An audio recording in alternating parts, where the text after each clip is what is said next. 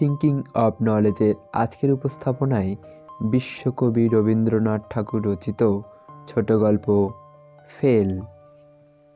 অহেতুক অন্যের সঙ্গে প্রতিযোগিতায় নিজের ক্ষতি সাধনই হয়। কিভাবে নন্দর সহিত মিথ্যে প্রতিযোগিতায় নলিনের বিবাহিত জীবন মানসিক অসন্তোষে পরিপূর্ণ হলো, তাই চিত্রিত হয়েছে এই গল্পে। চলুন শুরু করি আজকের গল্প ফেল। লেজা এবং মুড়া, রাহু এবং কেতু পরস্পরের সঙ্গে আড়াআড়ি করিলে যেমন দেখিতে হইত, এও ঠিক সেই রকম। প্রাচীন হালদার বংশ দুই খণ্ডে পৃথক হইয়া প্রকাণ্ড বসত বাড়ির মাঝখানে এক ভিত্তি তুলিয়া পরস্পর পিঠাপিঠি করিয়া বসিয়া আছে। কেহ কাহারও মুখদর্শন করে না। নবগোপালের ছেলে নলিন এবং ননীগোপালের ছেলে নন্দ এক বংশজাত, এক বয়সী, এক স্কুলে যায় এবং পারিবারিক বিদ্বেষ ও রেষারেষিতেও উভয়ের মধ্যে সম্পূর্ণ ঐক্য। নলিনের বাপ নবগোপাল অত্যন্ত কড়া লোক, ছেলেকে হাঁপ ছাড়িতে দিতেন না। পড়াশুনো ছাড়া আর কথা ছিল না। খেলা, খাদ্য ও সাজসজ্জা সম্বন্ধে ছেলের সর্বপ্রকার শখ তিনি খাতাপত্র ও স্কুল বইয়ের নিচে চাপিয়া রাখিয়াছিলেন। নন্দর বাপ ননীগোপালের শাসন প্রণালী অত্যন্ত শিথিল ছিল। মা তাহাকে অত্যন্ত ফিটফাট করিয়া সাজাইয়া স্কুলে পাঠাইতেন। আনা তিনেক জলপানীয় সঙ্গে দিতেন।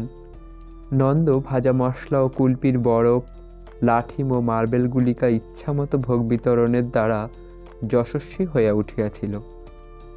মনে মনে পরাভব অনুভব করিয়া নলিন কেবলই ভাবিত, নন্দর বাবা যদি আমার বাবা হইত এবং আমার বাবা যদি নন্দর পিতৃস্থান অধিকার করিত, তাহা হইলে নন্দকে মজা দেখাইয়া দিতাম। কিন্তু সেইরূপ সুযোগ ঘটিবার পূর্বে ইতিমধ্যে নন্দ বৎসরে বৎসরে প্রাইজ পাইতে লাগিল।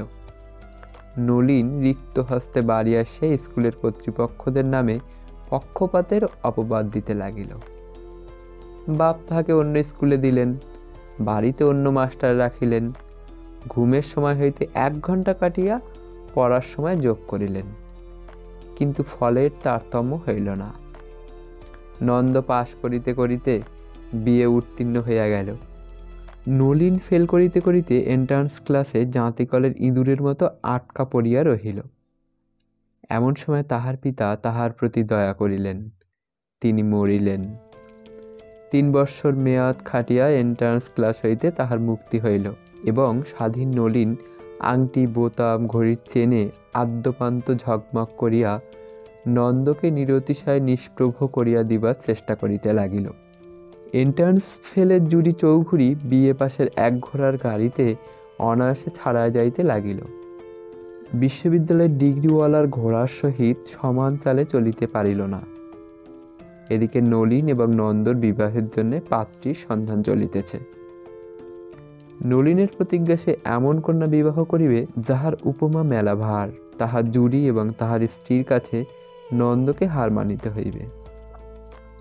সবচেয়ে ভালোর জন্য যাহার আকাঙ্ক্ষা, অনেক ভালো তাহাকে পরিত্যাগ করিতে হয়।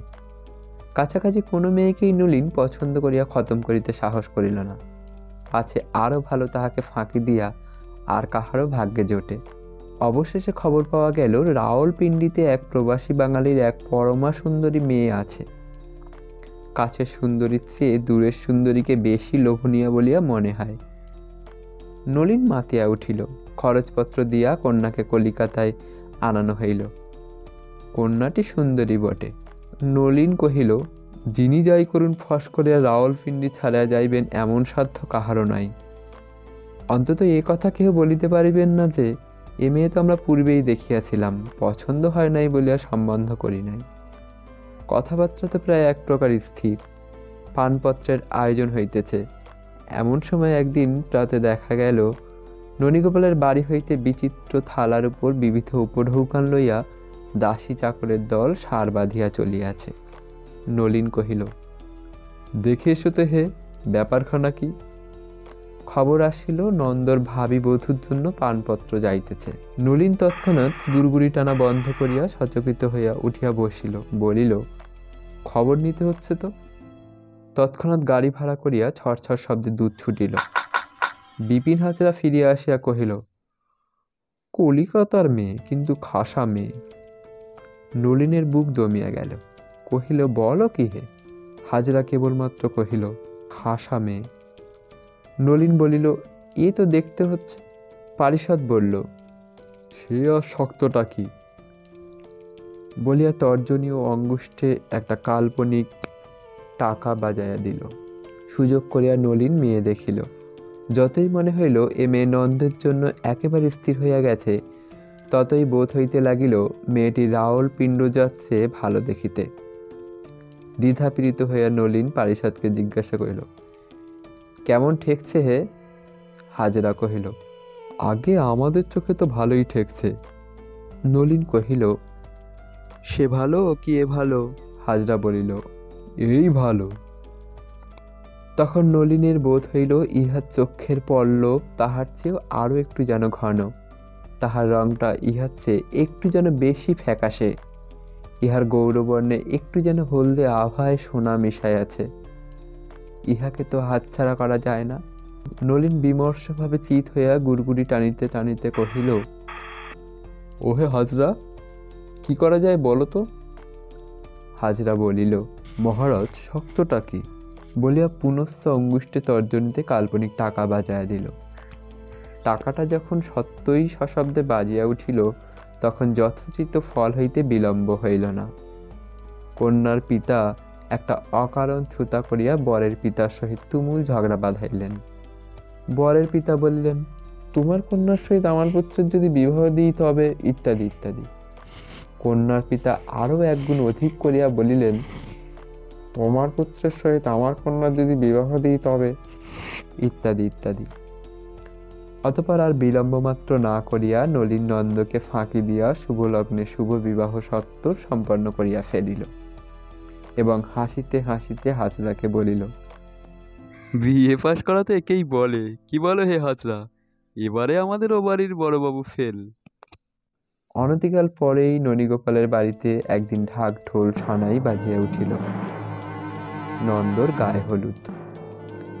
নলিন কহিল, ওহে হাজরা, খবর লাও তো পাত্রীটিকে। হাজরা আসিয়া খবর দিল, পাত্রীটি সেই রাওলপিণ্ডির মেয়ে। রাওলপিণ্ডির মেয়ে? নলিন অত্যন্ত হাসিতে লাগিল। ও বাড়ির বড়বাবু আর কন্যা পাইলেন না, আমাদেরই পরিত্যক্ত পাত্রীটিকে বিবাহ করিতেছেন? হাজরাও বিস্তর হাসিল। কিন্তু উত্তর উত্তর নলিনের হাসির আর জোর রইল না। তাহার হাসির মধ্যে কীট প্রবেশ করিল।